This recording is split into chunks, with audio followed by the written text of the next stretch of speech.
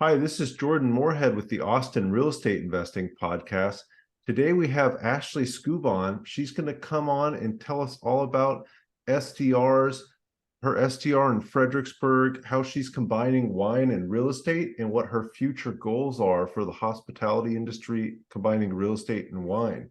Hey, Ashley, how are you? Hey, I'm doing great. How are you? Doing good. Great to have you on. I know we've been trying to get a podcast scheduled here for a while. Sometimes it can be Yes. tricky. I only Yeah. record these a couple days a week, and I'm glad we could finally get you on. Yeah, me too. I'm really excited to get to talk to you about this and share with your audience what we got going on. Absolutely. I know you've got a bunch of cool stuff to share, but before we get started here, what's your favorite restaurant in Austin?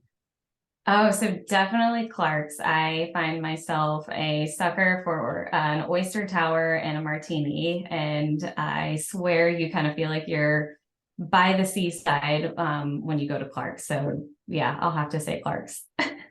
And that's right on 6th Street, right? Just right downtown? Yes, yep, exactly. So Absolutely. there's lots of cars going by, but just tone that out and you're by the sea. All right. I've actually not been there. I need to try it. I've seen it tons of times. I know exactly where it is, but I haven't made the time to stop in. Oh yeah, definitely do happy hour. Happy hour is the best time to go. Cheaper oysters at that time too? Yeah, they're only like 350 an Oh, oyster wow. versus, four. So That's awesome. I'll definitely have yeah, to try out happy hour at Clark's. So yeah. Ashley, real quick for our guests before we get started here, can you tell us who you are and how you're involved with real estate investing in the Austin area? Yes, so I'm Ashley Skubon. I host luxury private tastings through my business Snooty, but I also am in real estate with short-term rental in Fredericksburg, which is a local wine region. If some people aren't familiar, it's only an hour and a half outside of Austin, so a perfect day trip. The area is just growing significantly, and I like to combine my, two passions, wine and real estate. So that's really why I chose the short-term rental market. Yeah, and short-term rentals in Fredericksburg too, which is kind of a local wine region for the area. Can you talk about how you're combining wine and real estate at your STR out there in Fredericksburg? Yeah, so longer term, I would like to be able to offer some of my private wine tasting experiences to my guests out there, but it's a little bit of a haul for me from Austin. So I've kind of leveraged my real estate networking group here and have partnered with local hosts in Austin to offer those same wine tasting experiences. Because this is I do this is not my full-time job, so definitely trying to get local first until I can expand out to my actual short-term rental.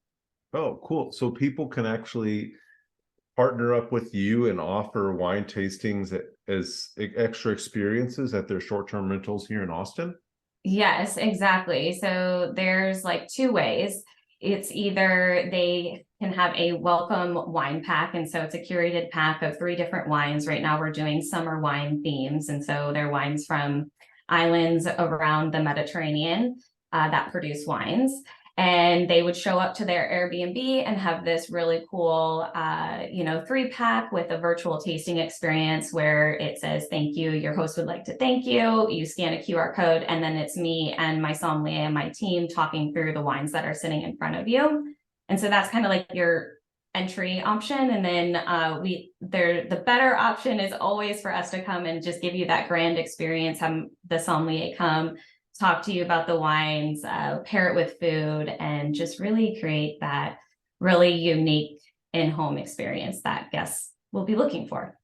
Yeah, that's awesome because I feel Mhm. like that's not something you find a lot here in Austin.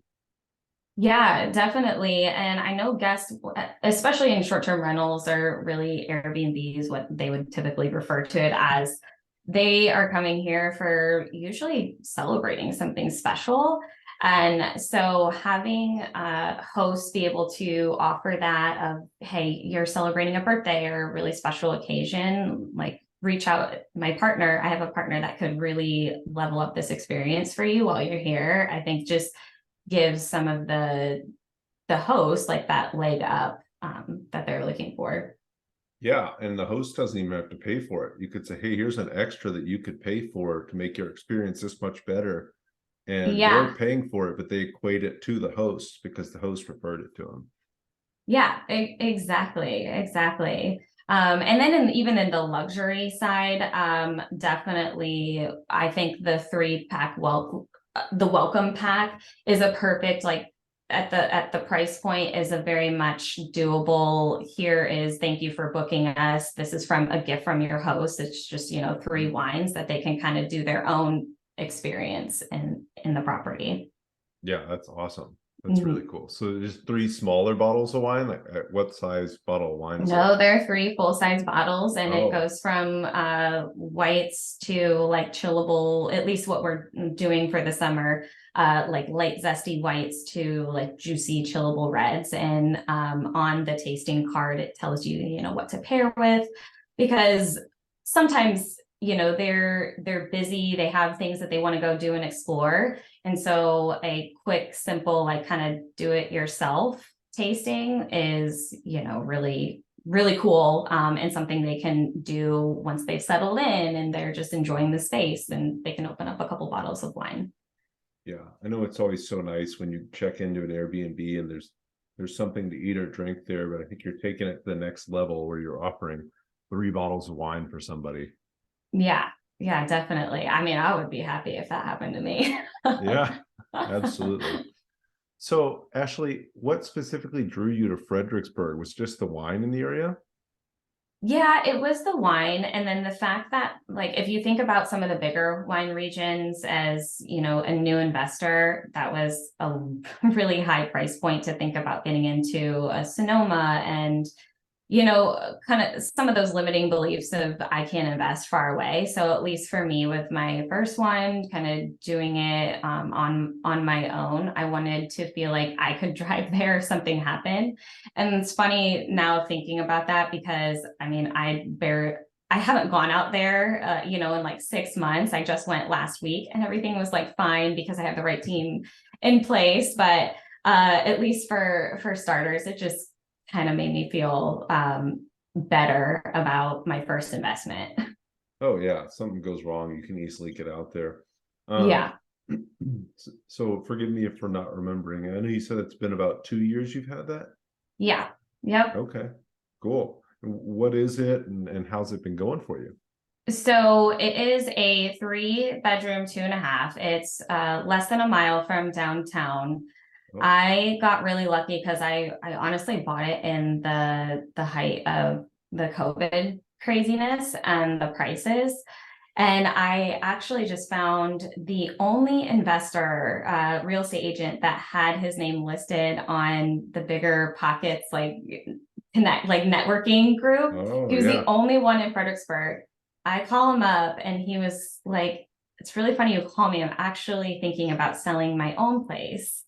So went out there that weekend. The place was perfect. It just needed, light renovations. It was in the middle of, like, not, it wasn't necessarily turnkey. I definitely had to put some money into it, but I didn't have to like do any major renovations. And so yeah, like got it under contract that next week. Almost pulled out because it seemed too easy and it was like a scam.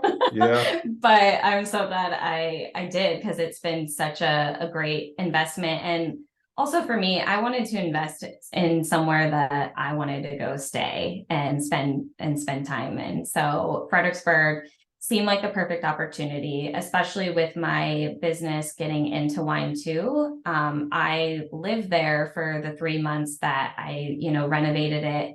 And I made so many good connections in the wine industry out there, like different winemakers. And I even now bring a few of them to Austin to do events with me. So it was kind of like this whole, I knew how do I mix the two? And for me, it just kind of made sense to invest, locally. Yeah, it sounds like it worked out so well. You got all these connections. Did you only have to Mhm. look at the one property before you got it? I looked at a couple before that with a different agent. And then yeah, and then I was like, I need I'm a little bit of a control freak. And so I was just like, I gotta find the perfect person who's an investor who knows. And then I got lucky that the first person I called wanted to sell me their property. Yeah, but I think it shows that you just did the right legwork. You knew where to look for the right person. You look for somebody. When I'm looking for rental properties too, not in my market, I try to look for agents who are investors and know the area. And you did that, but he happened to have the exact property you wanted. Exactly. Because when I went with another agent, I just felt like he didn't understand, my vision. He just knew it's a short-term rental market because over 55% of the properties in Fredericksburg are non-owner occupied. Wow. And so for him, like, it was just another short-term rental, but I just wanted someone who was also an investor. And yeah, I happened to get lucky and find that right person who had what I wanted. So I don't know a ton about short-term rentals in Fredericksburg. What's the type of guests you get? How long do they stay? What are the busy seasons? Stuff like that. Are there busy seasons? Yeah. Yeah. So it's very heavy, like weekend traffic. Most of the guests are driving in from San Antonio, Austin, Dallas, Houston. I will say in the last 6 to 8 months, I will get guests from out of state. Now I'm seeing more like Nashville or New York or California guests because they've heard about Fredericksburg and the allure of this new and upcoming wine region. And that's been really exciting because in the beginning too, I started to see a trend where wineries from like established wineries from Washington and California were coming in, moving their wineries or doing a second location in Fredericksburg like several years ago. And this trend continues to happen. And so for me, naturally, I felt like the people were going to follow as well. And that's definitely seems to be coming true. The busy seasons, obviously around holidays, lots of family travel. I was seeing like 80 to 90% occupancy from like November and December. And then obviously spring break in March, that was again about 80% occupancy. And then it slows down a little bit in February. And then the hottest part of the summer, typically August, you'll see a little bit of a slowdown, but there's never a time when weekends aren't booked, which is good. So yeah, I definitely think that it continues. Like I've been trying to play with how I get a little more weekday occupancy and just really playing with the pricing to help that. But yeah, it's always booked on the weekends, which is great. That's awesome. And I think a lot of people think like, oh, that wouldn't you want 80 or 90% occupancy? Because with normal rentals, that's the case. But a lot of times what I find on short-term rentals is if I'm getting really high occupancy, it's probably because my pricing's too low. Yeah. So. Yeah, exactly. And I definitely think there was some learning curves too, where I could probably increase my prices a little bit, but what was interesting too is I still wasn't, I felt really good with exactly how I forecasted what I thought I would get in terms of an average nightly rate. And it's maintained that for the last several years. And I've even bumped it up and still keep getting strong occupancy from that. And the guests have been really great. I've honestly don't have any major horror stories yet, like gosh, knock on wood. But yeah, I think you definitely get a little more of a mature audience that's going to go to this wine region. I mean, don't get me wrong, there's bachelorette parties and they can be, a little rowdy, but no, the prices kind of weed out some of the riffraff, I guess. Yeah, that's awesome. What's your average nightly rate out there just across the board, I guess? For the weekends, I'm getting $369 minimum. Wow. And then during the weekdays, which I find it's kind of feeling like the sweet spot, like 120-ish, has been good. And I've noticed, people are either like booking an extra day to stay through Sunday, or, adding a Thursday onto their week or their weekend trip. That's awesome. So are you using like a Price Labs and a Hospitable to manage it? That kind of Yeah, stuff? so I am using Price Labs, and then I go in and kind of tweak every Wednesday. And I have a hybrid property management situation. So anything that deals with when a guest checks in, scheduling the cleaners, or if there is something that, comes up that the guest needs, I have a local property manager there that just charges me a flat monthly fee. And honestly, it equates to about 3% of my Oh, revenue. wow. And then I take care of the rest up until this past week, when I just hired a co-host to deal with, the weekly pricing, any pre-guest communication, programming the codes and all of that. Just because I found myself, spread a little too thin, and the whole 10% is total to pay for property management is more than worth it. Yeah, absolutely. And it sounds like you've got a good system put together and you're getting good occupancy at good rates. And at some point, you kind of want to leverage that out and go do other things too with your time. Sounds like you're trying to start Yeah. a business here too, which takes a lot of time. Yes, exactly. And I think I knew I wanted to get another short-term rental, hopefully this year. Ooh. And for me, thinking about, I needed to make sure my systems, were in place, that I could pass them off to someone else. And that was like a big milestone for me in the last few weeks. So, okay, like I built something enough where I could pass it off. And now that allows me to, take on an additional property, hopefully before the end of this year. That's awesome. And would that also be out in Fredericksburg, you think?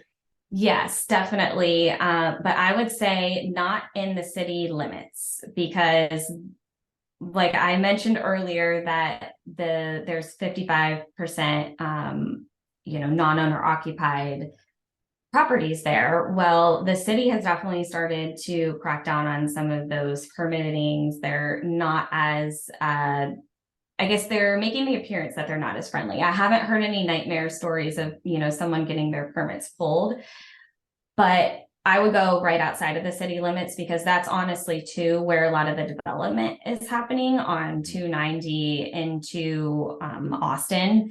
You have like Johnson City and High and Stonewall. And those are honestly some of where I find myself when I go out there. I'm spending time at those wineries and really loving that area. And so I think there's a lot more opportunity right outside of the city limits that will be a good investment, and you won't quite have to pay the same prices as, being in the city and the convenience of it. Yeah, that's awesome. And it would allow you to diversify a little bit too, which is cool, Yeah, Um, exactly. Cool. Well, Ashley, what initially got you attracted to real estate investing? So it sounds like you're doing really well with this short-term rental, and I know we talked earlier and you've got some big goals, but what got you into it in the first place? Yeah, so I knew financial freedom has always been important to me. I've always been very entrepreneurial minded. I like at the age of like 13, I started my own business, and I was building websites for local businesses, like doing their marketing brochures. But the only side of investing I was ever really exposed to was, creating your own business, providing some type of service or product. What I never knew about up until a couple of years ago was how real estate was also this amazing vehicle to build long-term financial wealth. And I think that really hit me when I started studying a lot more about the tax laws and the benefits that you get from investing in real estate. Like with the cost segregation that I just did on my short-term rental, like that literally blew my mind that you could do that. And so it became so important to me that this was such a great way to build long-term wealth. And also just like looking at people who were really wealthy and realizing, wow, a lot of them have lots of properties. So like, what are they doing that I'm not?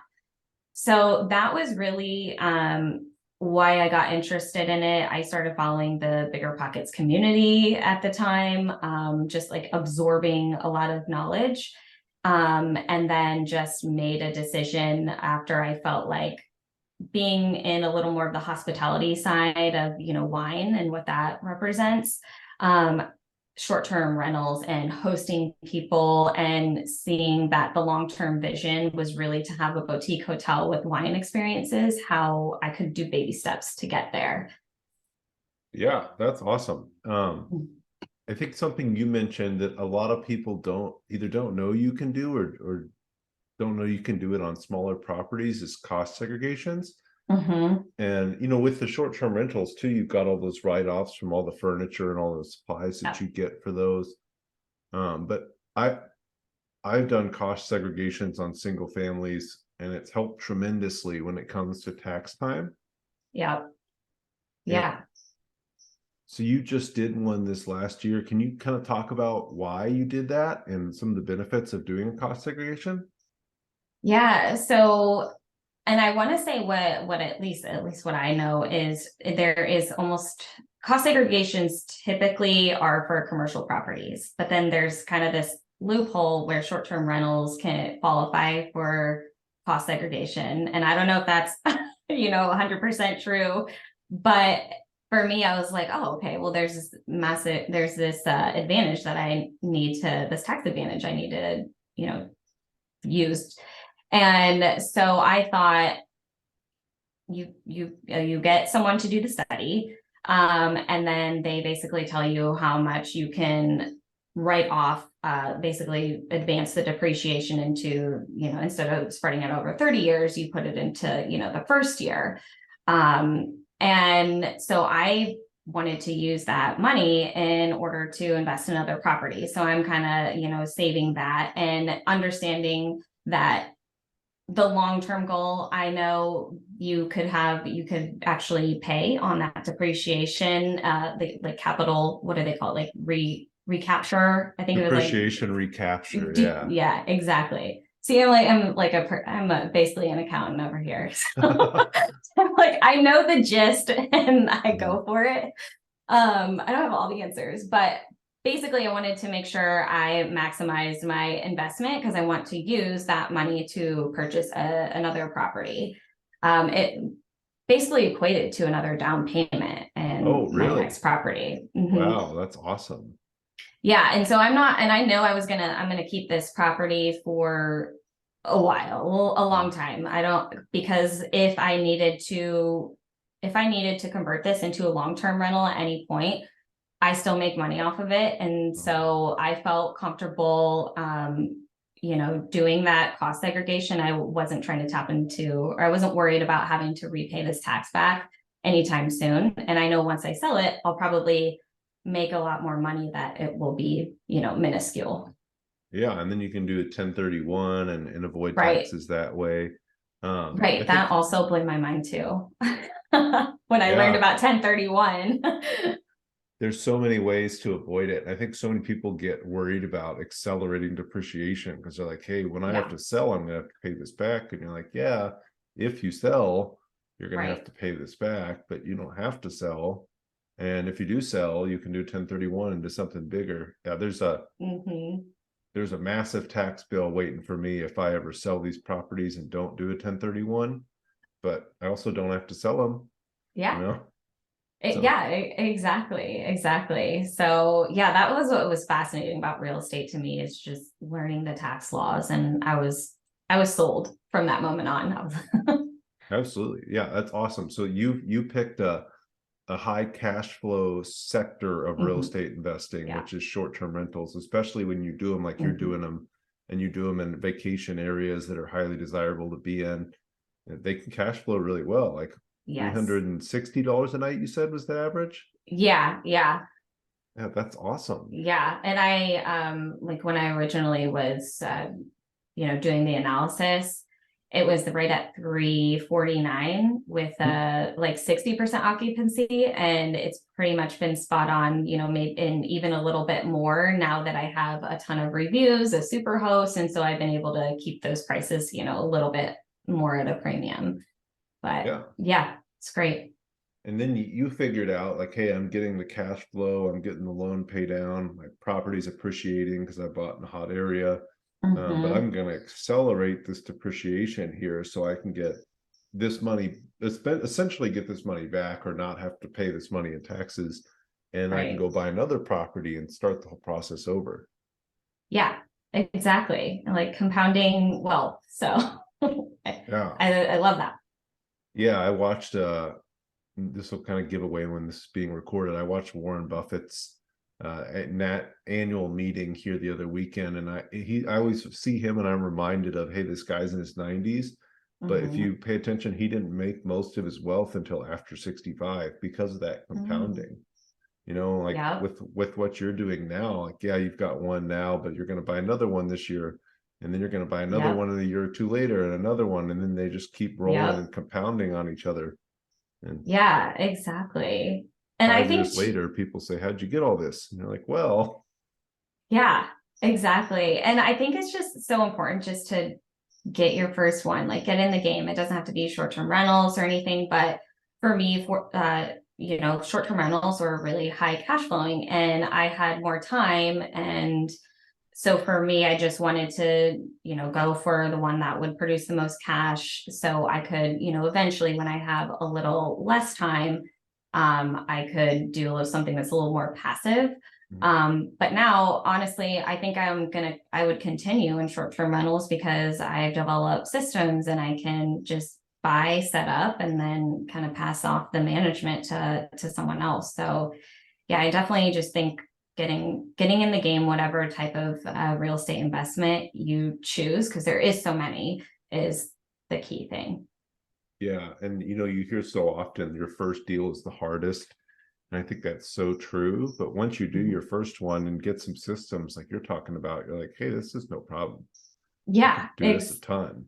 exactly. And there's so many things that, just creating your processes and your spreadsheets where now when I buy another property, it's a big undertaking if it doesn't come furnished and all that. I have a whole spreadsheet. I can just go like check, check, check, like reorder, and all of that. So I think, yeah, it's not as scary. It's scary, but like once you do it once, you're like, okay, I got it. I'll do it better next time, or like this definitely makes sense. Yeah, no, that's awesome. Ashley, I always like to ask our guests about, problems they've run into or mistakes they've made so our listeners can learn. I would say Mhm. for you being in short-term rentals in a vacation area, what's the biggest mistake you've made as far as running a short-term rental in a vacation area, or something you would tell others to Mm. avoid, like, hey, make sure you have this or make sure you don't do that? Yeah. Um, I would say really trust your own data and research. I did a lot of, I just had like this gut feeling. I was going to property management companies in the beginning and I was asking them, hey, for this property I'm buying, what do you anticipate it'll generate? And I just felt like I kept getting inflated numbers, or I just was like, something's not right. And so I just started doing my own research, reaching out to a couple other investors in the area as well, kind of getting their numbers, doing I think AirDNA was one of the tools that I used at the time too. And I just went off of what I felt was gonna be right based on all the information that I could get my hands on. And so I would just say kind of trust your gut and use get the right people in place, especially property management, because I couldn't do it without my amazing team there. So yeah, definitely kind of trust your gut. It's funny you say that, verifying the numbers and checking for yourself. I remember one of the first rentals I bought, the lady said, hey, these units are being rented at $800 a month right now, but you could paint them and they'll be rented at 950 or higher. Hmm. And I did the research and I couldn't find anything to support that. And it said maybe Hmm. 850 after a little bit of rehab. And I think it's so important that you don't, they talk about You're not believing the broker's pro forma or the Yeah, property manager's pro forma. Like you need to verify it for yourself, be able to verify ex that information. exactly, exactly. And like you do have to be comfortable making decisions and, not knowing everything. But for me, I just definitely think doing your own research and kind of trusting your gut. Like if you can't verify what they're saying with anything else, or at least close to it, then why should you? Like they're incentivized, particularly property management, to tell you what you want to hear so that you can, afford to pay them their Yeah. percentage. So Especially yeah, trust your gut. co-hosts where they're getting paid like 15-20% a lot of times. That's a big check for them. Exactly, exactly. And a lot of times what I found is like paying someone 25% really didn't leave me a ton for it to make it worth my time. So yeah, definitely wanted to make sure that my numbers were accurate in the Mhm. beginning. But yeah, you did say there too, like you have to trust your gut at some point. You kind of have to Mm-hmm. take the leap. You have to get all as much information as you can and say, okay, Mm-hmm. I've done everything I can. I gotta just go. But I like what you did too with this property where you said, hey, here's my short-term numbers, but worst case Mm-hmm. scenario, here's the long-term rent too. Yes, yes, exactly. Because I think that's the risk, the inherent risk of just short-term rentals is cities cracking down on permits. Or I actually am in an HOA. It's a it's a townhome community, but technically they're zoned as condos. And so that was also a risk for me too, but I made sure in the documents, the governing documents, that they did allow short-term rentals. And there was also other two properties that have been in the same community that were operating as short-term rentals for a while. I met their owners. I asked them questions. I just like knocked on their door as I was living there. I made sure. But again, it made me feel comfortable that at least I had an exit strategy. Either I would make a little bit of money, although I don't plan to, sell it, or I would make, several $100s a month as a long-term rental. And I knew the market in general, and Fred, since it's pretty much all short-term rentals there is such a desperate need for long-term rentals. So I know I would have like no problem getting it rented out if I needed to. Yeah, absolutely. I bet because it's such a destination, they probably have Mhm. everything turned into a temporary housing rather than long-term housing. Exactly. Exactly. So Ashley, if you were to start over and just you didn't have any rentals and just start over and do it all again, would you do anything differently? Yes. In terms of financing, I would, actually how I got the property was I did a cash out refinance on my primary at Oh, the okay. time, to get the cash to pay for this property. Mhm. I wish instead of doing it as, financing it as an investment property, I did a second home or a vacation home Oh, loan, yeah. because instead of, I ended up putting down 15% cash, but I know you can get sometimes, 10% cash Mhm. down. If I would have known that I could just say it's my vacation home, which really it is. I mean, I spend time there. But I could have saved, some of that cash and used it for other investments. But yeah, I just didn't know that was even an option at the time, and I wish I would have. Yeah. Well, you'll have a vacation home loan available for your next one too. So good you Yes. know that too. And you put a little extra down, which probably helps the cash flow. Yes, yeah, it definitely did. And luckily the interest rates when I bought were, at like 3%. And Mhm. so it's amazing. I think that's the harder part right now about making sure the numbers work is because, money is more expensive now.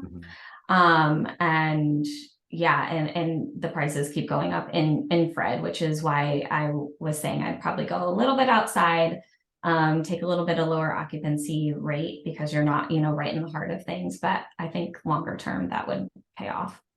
Absolutely. Yeah, it really helps if you can find something in like the path of progress or where things are moving. Yes, That's really cool. Well, definitely. Yeah, that's awesome to hear that you're just thinking more about financing and using the best loan options available. I think is such a big piece of it. And it's not, nobody does it wrong. You got long-term debt that makes sense at a really Mhm. low rate. And now you're able to go do that again, but you just learn so much about what you're going to do next time. Yes, exactly. And that's why I said, just getting in the game, like, yeah, I made like some mistakes, but in the grand scheme of things, look, the situation is great. I'm so glad I did those things. And now I know how to do it, smarter next time in terms of financing and even partnerships. I was so afraid of, I guess I'm not like afraid, but I just didn't really get how people partnered on deals. Mhm. And now that I do it, I'm like, I see beautifully how that could work. Someone who has the money, someone who has the time. And like for me, now I feel like I could be the money person because I don't have the time. Mhm. So just like learning that by going through it, and you don't have to do everything on your own. Yeah, no, it's so great when you can find somebody that has skills that you don't or resources that Yes. you don't, like time. If they've got all the Yes. time to do it, you're like, hey, I can fund this, but you can go out and get it done. We can make a great partnership out of this. Exactly. When I even adopted that in my wine tasting business, I have some certifications in wine, but I grabbed people, Psalms that have been doing this for a while who have studied this. And I'm like, why should I spend all this time getting to your level when you're just so good and this is what you love to do? I love to run a business and create experiences. So let me just bring you in. So, I mean, that applies to, everything. Yeah, yeah, so important. Find the right people, put them in the right seats on the bus, and things go a lot faster. Yeah, absolutely. So, Ashley, what's next for you? I know we briefly talked about, boutique hotels, that kind of stuff, but what's next for you in both the wine space and the real estate space? Yeah. So I guess in the next year or two, I really want to focus on really building up my wine experiences business. And for me, that crosses over into real estate a lot because I want to work a lot more with investors and agents, and how we can set them apart as either hosts by creating these experiences or giving them great gifts. Mhm. And then for like luxury listings, we've done some open houses where we set up by the pool and are pouring wine for guests and having them envision how they would, entertain in the space. And so those are definitely some of the areas I want to get into. I love working with investors and people who are, just owning their own businesses. That's just how I think. I always think we have good ideas together. And then with even I would say maybe five years out, maybe it'll happen sooner. But I would really love to create a boutique hotel in wine regions and kind of wrap together that whole experience of hospitality, investing in real estate and wine, how that could all come together in like this beautiful relationship. And I feel like when you're involved in these communities, these networking groups, I feel like I'll naturally meet the right people that share the same visions that I do long term. Yeah, absolutely. And I love that. I think that so one of our agents actually met, speaking of networking groups, he met his business partner at one of our meetups. And I think just by Oh yeah. getting out there and being around the right people, like you said, you'll meet Mm-hmm. people that can help take you to the next level. I mean, absolutely. Even in just a small way, I just started going to meetup groups before I ever even had a property, and I just walked in there, and I was like, I'm an investor, and I felt like such an imposter, but I just knew it in my bones that it was going to happen, and so I just did that, and it wasn't as scary when you are surrounded by people who are doing it, and they're like, oh yeah, you just do this, this, and this. It's not even a thing. And I was like, how do they just, say that so off the cuff? And now I'm like, oh my gosh, that's me. I'm like, here, you do this, this, and this. And so it's Mhm. just exciting. Get yourself in the room with people that inspire you, and all of a sudden it becomes attainable for yourself as well. Yeah, and I think what people don't realize too, and you realize when you came to those meetup groups, is people want to be helpful. When you show Yes. up and you're like, hey, you know what, I'm a real estate investor trying to get my first property. They're like, oh, here's what I did to get my first property, or here's a Yep. connection, or actually, like you called that agent, I might have a property for sale. Yeah, exactly. And that agent in particular, he was moving on to, he didn't want to do short-term rentals. He wanted to put his money into mobile home parks. Oh, And for him, it meant so much that I was a first-time investor, like to your mhm, point, that he wasn't gonna, he knew if he put it on the market, he could get a lot more money. And because mhm. we were in bidding wars. But for him, it was important that he helped another investor out for their first time. So yes, that is exactly what I've experienced in going to these networking groups is people are willing to share their numbers, what they did to get their first property. And it's just, it's great. I'm so thankful for the communities that I found, especially in Austin. Mhm. People are helpful. That's awesome. Do you have any favorite meetups or networking groups that you want to share with our audience? I love the women's in real estate networking group. Chloe Kwan is leading that. And I just find that she definitely brings together a lot of different types of investors. I definitely lean towards that group most often, Mhm. besides my wine meetups, but Yeah, Chloe's an awesome connector. She's so good at that. That's just her yes. thing.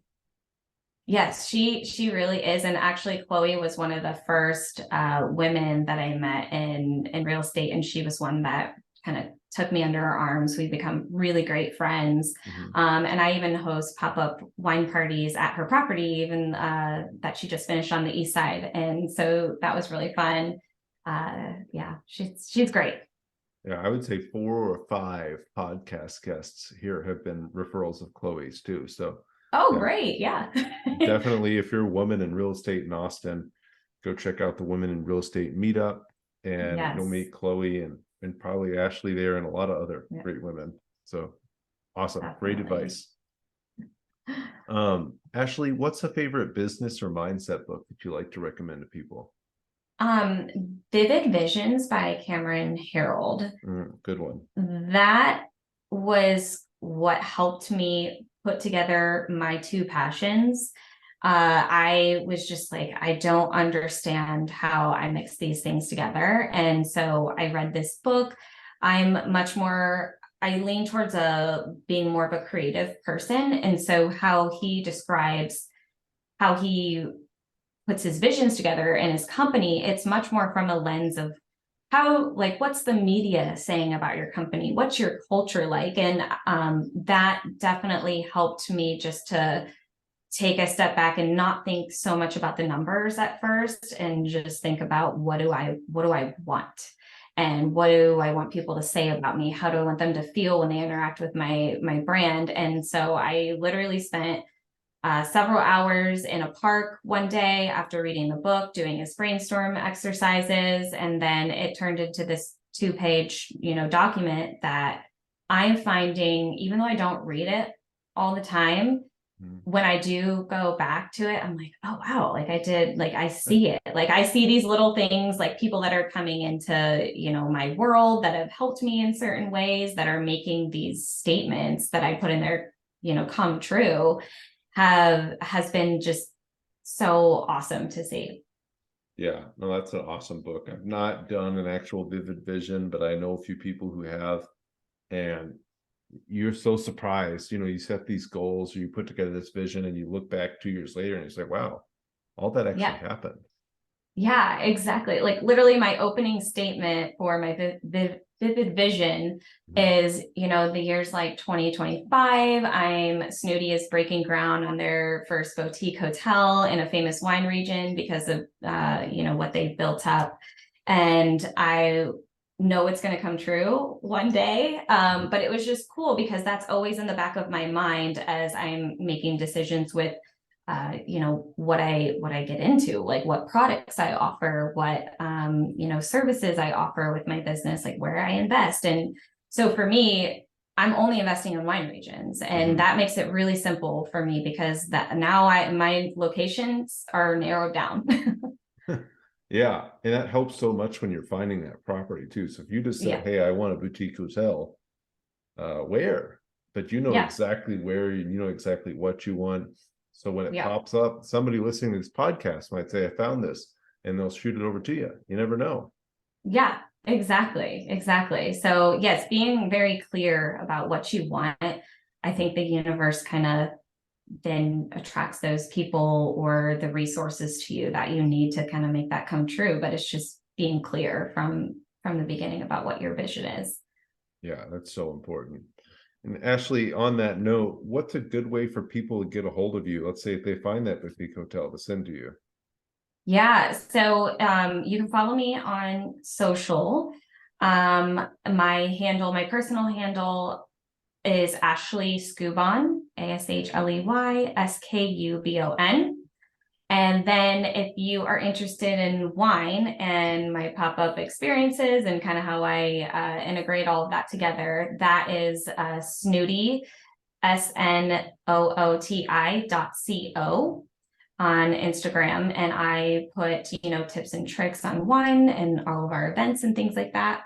Or you can shoot me an email at ashley@snooty.co. Oh, cool. All right. So if you find that boutique hotel in Fredericksburg, definitely Yes. send it to Ashley at snooty.co and follow her on social media at snooty.co or at Ashley Skubon. Is it Ashley.Skubon? Nope, just Ashley Skubon. All Ashley one. Skubon. Mm-hmm. Awesome. Yeah, make sure to follow Ashley, guys. Make sure to follow me at Jordan_Moorhead. And again, if you find any boutique hotels in any wine regions, please send Yes. them over to Ashley. Yes.